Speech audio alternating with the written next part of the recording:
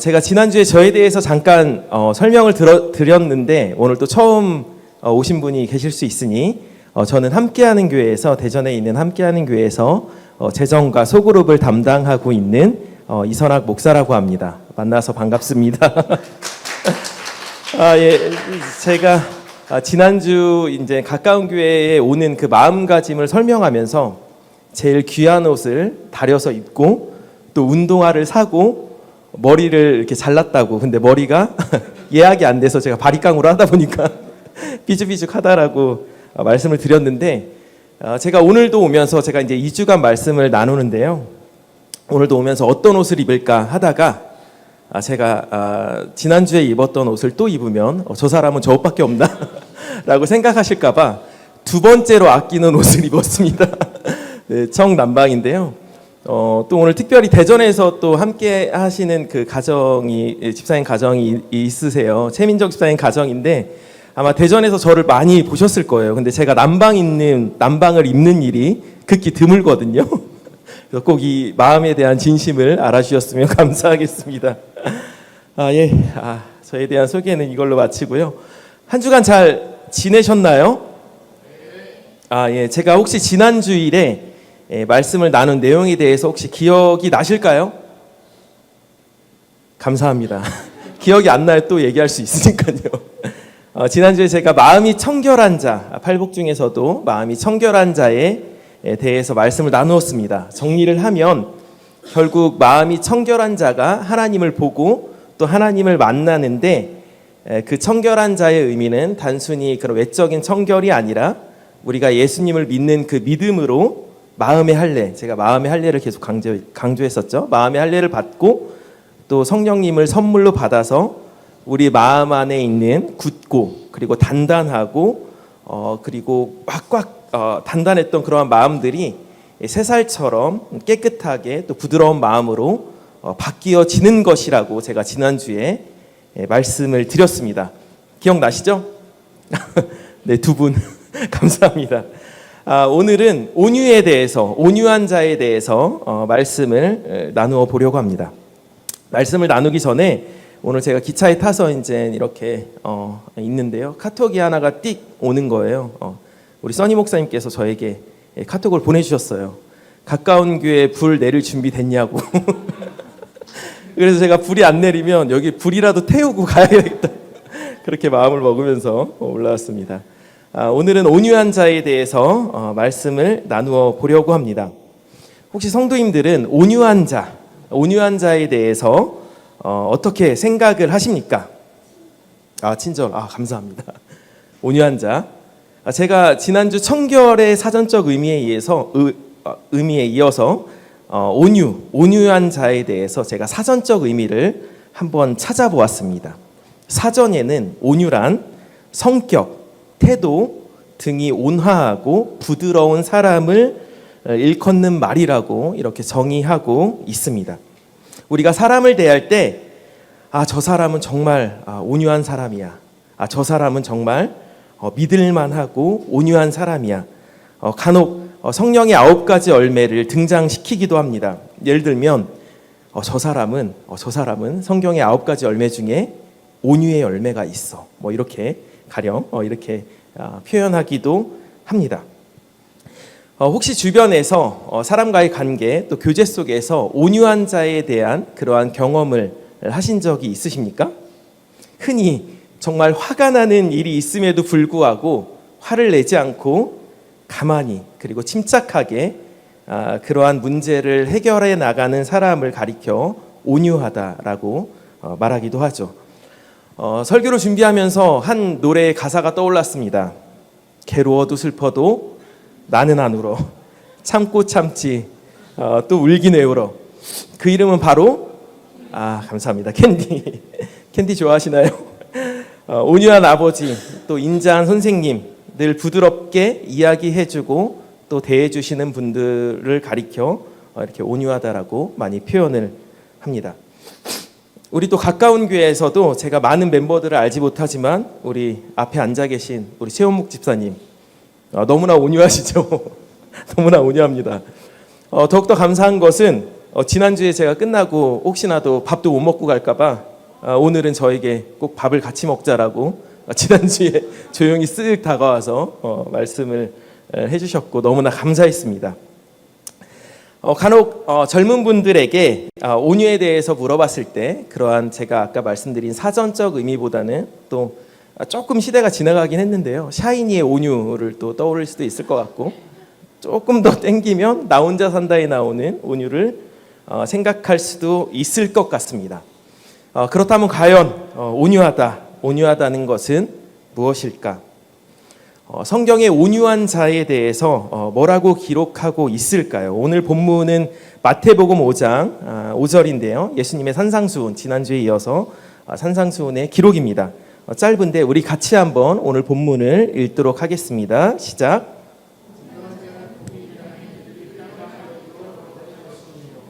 아멘. 온유한 자는 오늘 말씀에 복이 있다라고 말씀하시면서 무엇을 기업으로 받는다라고 기록되어 있죠? 예수님께서 말씀하시죠. 땅. 특별히 산상수훈은 다른 사도 바울이라든지 모세라든지 아브라함이 기록한 게 아니라 우리 예수님께서 제자들과 그 당시 무리들에게 직접 예수님께서 말씀하신 것입니다. 예수님이 말씀하십니다. 온유한 자가 복이 있는데 너희가 무엇을 기업으로 받는다? 땅을 기업으로 받는다라고 말씀하십니다.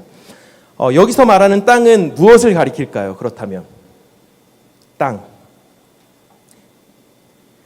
단순히 토지에 우리가 알고 있는 땅, 여기 홍대 땅이 아주 비싼 걸로 알고 있습니다. 단순히 토지의 개념을 가리켜서 땅을 기업으로 받는다라고 말씀하셨을까요? 토지의 개념은 아닙니다.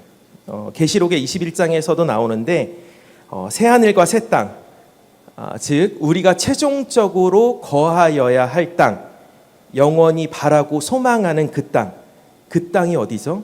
우리가 어디에 소망을 두고 살아가죠? 하늘나라, 천국. 바로 그 땅은 천국을 의미합니다.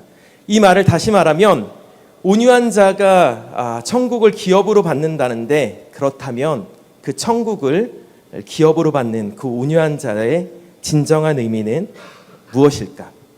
아까 사전적 의미처럼 단순히 인간의 성품, 인간의 성격을 가리키는 말일까? 그렇다면 여기서 그러한 온유한 자, 땅을 기업으로 받는 그 온유한 자를 성경에서 한번 찾아보았습니다. 민수기 12장 3절인데 우리가 알고 있는 모세에 대해서 하나님은 이렇게 말씀하십니다. 우리 같이 한번 읽겠습니다. 시작. 아멘. 모세 다들 아실 것입니다. 이스라엘 백성들을 출애굽시키고 그리고 무엇을 하나님께 직접 대면해서 받죠? 10계명을 직접 받은 인물이 바로 지도자 모세입니다. 그런데 이러한 위대한 인물, 성경의 믿음의 선배, 이 모세가 정말 우리가 알고 있는 그러한 온유한 사람이었을까요? 우리가 아는 사전적 의미, 모든 일에 화내지 않고 온순하며 침착하고 착한 표정을 지어주는 그러한 온유한 사람, 오늘 기록된 그 모세가 정말 그러한 사람일까요? 근데 우리가 아는 그 모세는 적어도 우리가 방금 알고 있는 온유함, 그러한 뜻과는 거리가 조금 있어 보입니다.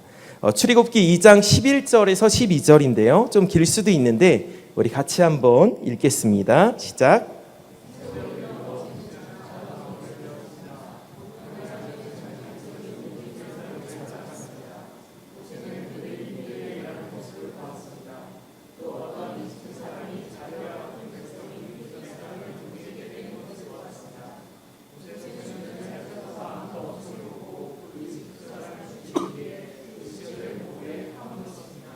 아멘. 모세가 어른이 되었을 때의 일입니다. 어느 날 그가 이제 왕궁 밖으로 나가 이제 동족에게로 갔는데 동족들이 고되게 그 노동을 하는 모습을 보게 되죠. 심지어 그때 동족인 히브리 사람이 이집트 사람에게 매맞고 또 이렇게 꾸지람을 듣는 모습을 보고 모세가 참지 못합니다. 그 화를 참지 못하고 사람을 죽이는데 좌우를 살펴서 사람이 없는 것을 확인한 뒤 사람을 돌로 쳐서 죽이고 모래 속에 시체를 유기합니다. 당시 모세의 나이는 40세였습니다. 그리고 그렇게 사람을 죽인 뒤에 시체를 유기한 뒤 그는 미디안으로 도망을 가게 되죠. 살인자 모세, 그리고 사람을 죽여서 시체를 유기한 그 모세, 이래도 모세가 온유한 사람일까요? 신명기 10장에 보면 우리가 너무나 잘 아는 사건이죠. 모세가 십계명을 받은 뒤에 모세가 다시금 십계명을 받은 그러한 사건이 나옵니다. 호렙산에서 이스라엘 백성들이 뭐를 만들죠? 우상 송아지를 만들고 또 하나님 앞에서 죄를 범하는 모습을 보고 모세가 너무 화가 난 나머지 받았던 그 십계명을 던져서 깨트립니다. 그 후에 또 다시 계명을 받게 되죠. 그것뿐이겠습니까? 민수기 20장에 보면은 물이 없다라고 불평하는 이스라엘 백성들을 위해서 하나님은 모세에게 아론의 지팡이로 쳐서 반석에게 명하여 물을 내라고 말씀하십니다. 그런데 모세가 어떻게 하죠? 반석에서 물을 내는 과정에서 그 모세, 막 짜증내고 불평하는 그 이스라엘 사람들의 그러한 요청에 혈기를 참지 못하고 화를 참지 못하고 하나님 말씀을 어기고 반석을 2번이나 내리쳐서 죄를 범하게 되죠. 이런 모세, 살인하고 또 시체를 유기하고 혈기를 부리는, 그리고 하나님과 대면해서 받았던 그 십계명을 던지고 지팡이를 2번이나 친 그 모세, 아직도 온유하다고 생각하십니까? 아까 민수기 12장 3절에 같이 읽었던 말씀처럼 하나님이 말씀하시죠. 이 사람 모세의 온유함이 온 세상 지면의 모든 사람보다 더하다. 우리가 알고 있는 그러한 온유함의 사전적 의미와는 전혀 다른 모습을 볼 수 있습니다. 하나님은 모세의 온유함이 지면의 모든 사람보다도 더하다고 하셨는데 도대체 하나님이 말씀하시는 그 온유하다는 것은 무엇일까?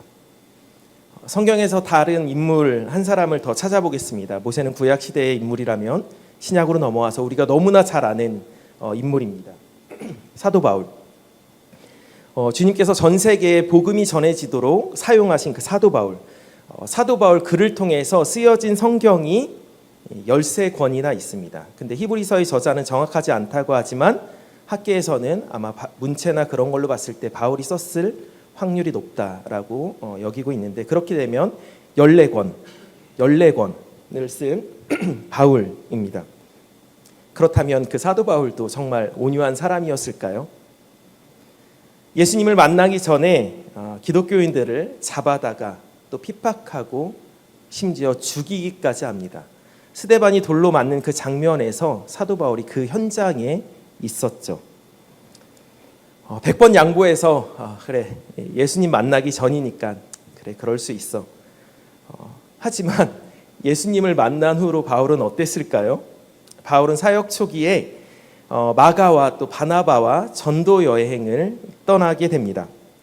그러나 뜻하지 않게 막내인 마가가 여행 중에 예루살렘에 혼자 돌아가게 되죠. 그 돌아가는 마가를 보고 바울이 참지 못합니다. 화를 참지 못하고 내가 다시는 그를 보지 않겠다라고 말합니다. 이래도 바울이 온유한 사람일까요? 그 외에도 성경에서 하나님의 사람들이 우리가 알고 있는 그러한 온유한 뜻과는 거리가 먼 더욱더 화를 내고 역정을 내고 분을 내는 그러한 모습들을 우리가 찾아볼 수 있습니다. 적어도 우리가 알고 있는 그 온유함의 뜻과 또 하나님께서 말씀하시는, 오늘 예수님께서 제자들에게 말씀하시는 그 온유한 자, 온유에는 꽤 차이가 있어 보입니다. 그렇다면 성경에서 말하는 그 온유는 무엇일까? 우리가 읽은 민수기, 모세를 말하면서 쓰인 그 온유하다의 원어는 히브리어로 아나흐라는 단어입니다. 즉 겸손하다, 또 자기의 주장을 내세우지 않는다라는 뜻으로 쓰이는 단어이죠. 자신의 뜻을 내세우지 않는다. 마태복음 11장 28절 29절에 우리 예수님께서 직접 말씀하십니다. 우리 같이 한번 읽겠습니다. 시작.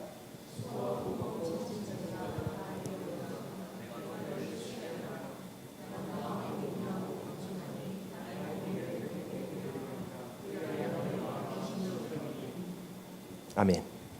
예수님께서 직접 내 마음은 뭐라고 말씀하시죠? 내 마음은 온유하고 또 겸손하니 그러니 내게 와서 배우라 라고 말씀하십니다. 내 마음은 온유하고 겸손하니 내게 와서 배워. 그러면 너희가 쉼을 얻을 것이야 라고 말씀하십니다. 예수님도 자신을 온유하다라고 말씀하시는데 예수님이 말씀하신 그 온유, 우리가 알고 있는 그 온유하다, 사전적 의미의 성격, 태도가 온화하고 부드러운 모습으로 나에게 와서 배우라는 그 온유의 모습이 예수님 사역 당시에 그러한 모습으로 사역을 하셨을까요? 제가 몇 구절을 좀 찾아보겠습니다.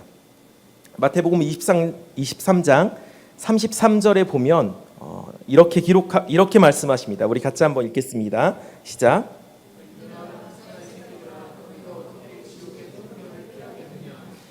당시에 지도자들, 서기관과 바리새인들을 심히 꾸짖는 그러한 예수님의 모습을 볼 수 있습니다. 그리고 그 당시에 뱀들아, 또 독사의 새끼들이라는 그러한 강한 표현은 우리가 흔히 알고 있는 쌍욕 중의 쌍욕입니다. 욕 중의 욕입니다. 왜냐하면 더욱더 수치스러운 것은 당시의 뱀과 독사는 무엇을 상징했죠? 바로 마귀를 상징했습니다. 사단을 상징했기 때문에 엄청 심한 욕 중에 심한 욕을 오늘 예수님께서 하신 것입니다. 뱀들아, 독사의 새끼들아. 그런데 이러한 모습이 나의 마음은 온유하고 겸손하니 나에게 와서 배우라라는 그러한 모습이었을까요? 한 곳을 더 찾아보길 원합니다. 요한복음 48장 44절입니다. 우리 같이 한번 읽겠습니다. 시작.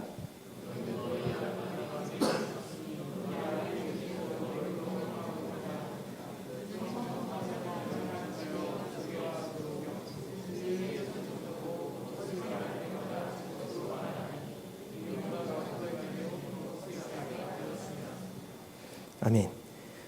당시 유대인들에게 예수님께서 직접 화를 내시는 모습을 볼 수 있습니다. 너희 아비 마귀에게서 났다. 사실 이보다 더 심한 욕이 어디 있겠습니까? 하나님을 믿는 사람들에게 마귀에게서 났다라는 그 욕보다 어떻게 더 심한 욕을 할 수 있겠습니까?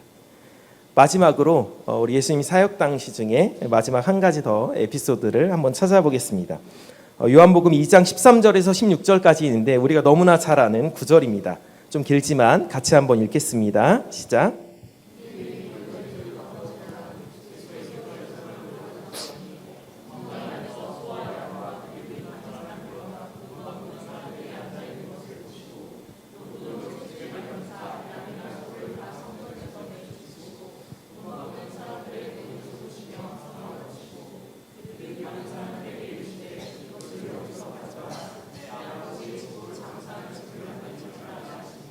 아멘. 한번 상상을 한번 해보세요.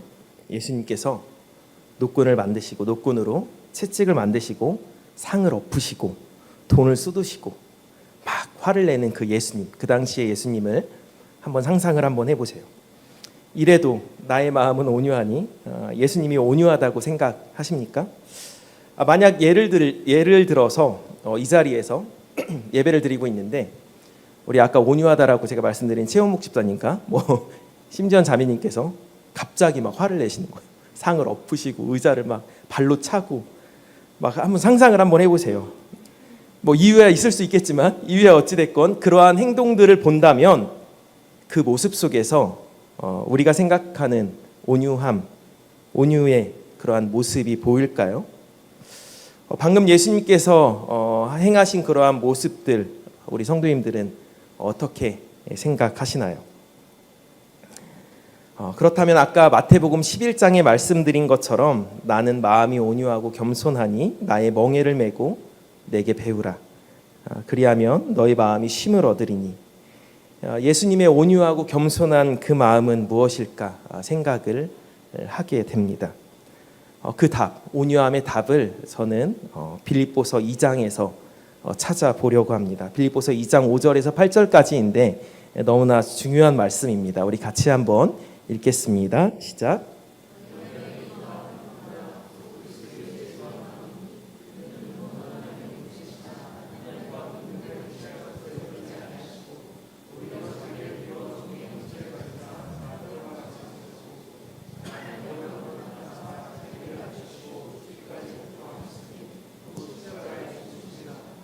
아멘. 온유한 사람.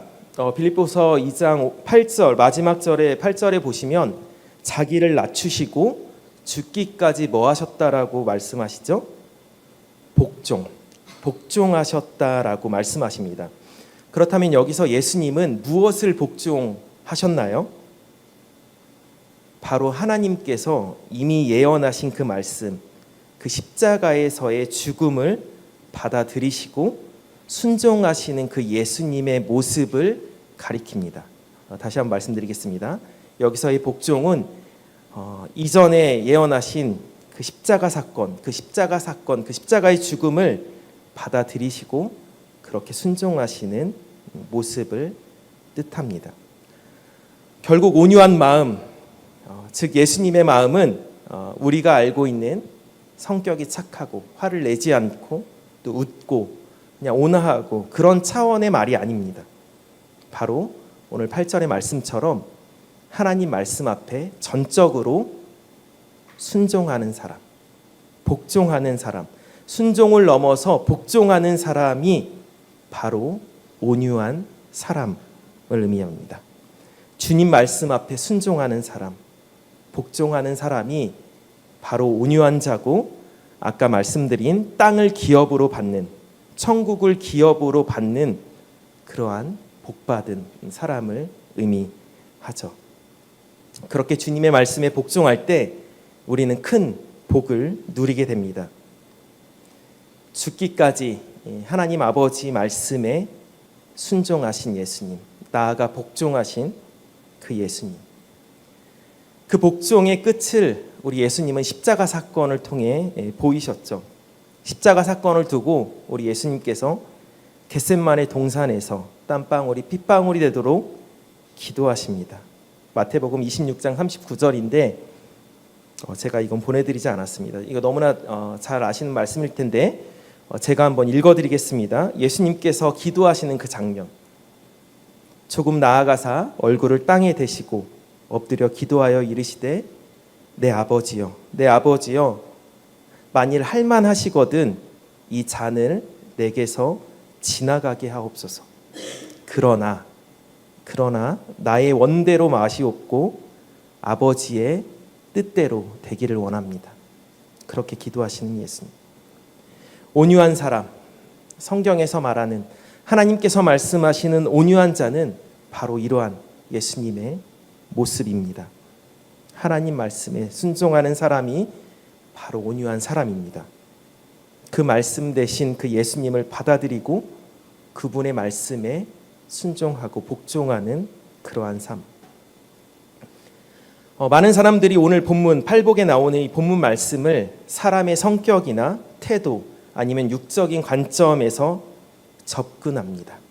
하지만 예수님께서 그 당시 말씀하신 것은 우리의 육적인 것을 말씀하신 것이 아닙니다. 바로 영적인 것을 말씀하신 것이죠. 즉 온유란 육적인 성격이나 태도가 아니라 우리의 영이 온유한 것을 뜻합니다. 결국엔 예수님처럼 하나님 말씀에 전적으로 복종하는 사람이 바로 온유한 사람입니다. 그러한 관점에서 봤을 때 오늘 제가 처음에 말씀드린 그 모세도 하나님 말씀에 전적으로 복종함으로 온유하다라는 평가를 받은 것입니다. 하나님께 사용하신 성경의 온유한 자들은 바로 하나님 말씀에 복종한 사람입니다. 그리고 그 표본 대신 하나님 말씀에 자기를 낮추시고 죽기까지 복종하신 그분이 바로 우리 예수님입니다. 사실 신앙생활을 하면서 앞으로는 온유한 척, 또 또 거룩한 척, 하지만 결국 말씀과 동떨어진 세상을 쫓아가는 것이 온유한 것이 아니라 바로 그것은 교만한 삶이죠. 앞에서는 내내하지만 결국 뒤로는 하나님 말씀에 순종하지 않는 자는 바로 온유한 자가 아니라 교만한 자입니다. 결정적으로 중요한 순간에 하나님 말씀에 따르지 않고 내 뜻대로 사는 자, 내 마음대로 사는 자, 내 정욕대로 사는 자가 그 사람이 바로 교만한 사람입니다. 그리고 그 잠언서에 보면 그 교만의 끝은 패망이라고 말씀하시죠. 사실 그러한 모습이 제 모습입니다. 앞에서 말씀을 나누고 있는 저도 삶을 살아가다 보면 내 뜻대로, 내 의지대로, 내 정욕대로 살아갈 때가 있음을 너무나 많이 있음을 고백합니다. 그래서 우리는 예수님의 그 전적인 은혜, 찾아와 주심의 전적인 은혜가 필요한 것이죠. 말씀을 정리하고 싶습니다. 성도님들은 온유한 삶을 살고 계십니까? 한 분도 안 계시면 안 되는데 제가 말씀을 잘못 준비한 사실 앞에서 말씀을 나누고 있는 저도 그렇습니다. 율법적 행위인 온유한 척하는 삶이 아니라 하나님 말씀 앞에 전적으로 내라고 순종하는 그러한 삶을 우리는 살아가야 할 것입니다. 우리가 세상을 살면서 우리가 왜 세상 사람들을 참아줘야 합니까? 그리고 왜 웃어줘야 합니까? 왜 우리가 인내해야 합니까? 그리고 왜 우리는 항상 기뻐해야 합니까? 왜 그리고 항상 친절하게 대해줘야만 합니까? 그것이 바로 하나님의 뜻이기에 성격이 온유해서가 아니라 바로 하나님의 말씀이기 때문에 하나님의 뜻이기 때문에 우리 그리스도인들은 그렇게 살아가는 것이죠. 그것이 바로 온유한 자의 삶입니다. 성격이 아니라 하나님 말씀에 순종하고 그 표본 되신 그 예수님을 따라가는 자가 그리스도인이고 또 온유한 자일 것입니다. 계속해서 말씀드리지만 제가 대전에서도 계속 이야기하거든요. 말씀을 나눌 기회가 있으면 앞에 계신 분들보다 더 타락한 것이 저일 것입니다. 행동으로 하지 않아서 그렇지 생각으로는 정말 많은 죄를 짓고 사는 것이 바로 제 모습입니다라고 고백할 때가 많이 있습니다. 사실 저도 그렇게 사는 것이 참 쉽지 않습니다.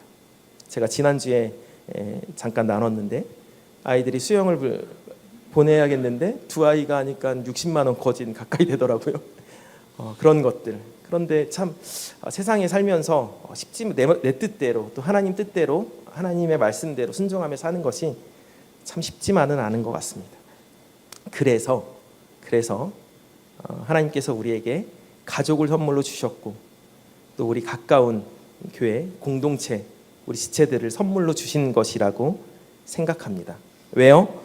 서로 격려하고 기도해 주라고 또 하나님 말씀에 순종하는 삶을 살 수 있게 도와주라고 가정을 허락하시고 우리 공동체를 허락하시고 우리 소그룹을 허락하신 줄 믿습니다. 그렇게 살 수 있게 도와주라고. 그래서 한 주간 치열하게 삶을 살다가 교회 와서 수고했어. 하나님 말씀에 순종하는 삶을 사느라 고생했어. 내가 한 주간도 그렇게 살 수 있게 내가 너를 위해 중보할게. 내가 너를 위해 기도할게. 그렇게 살아가라고 또 우리 지체들을 허락하신 줄 믿습니다. 바라기는 성도님들의 삶이 영적으로 그러한 온유한 삶이 사라지시는 그 말씀에 순종함으로 그러한 삶을 살아내는 저와 성도님들이 되었으면 좋겠습니다. 그래서 온유한 자가 받는 그 복, 새하늘과 새 땅, 즉 천국을 기업으로 받는 저와 성도님들이 되시길 간절히 축복합니다. 우리 주신 말씀 기억하면서 잠깐 기도하겠습니다.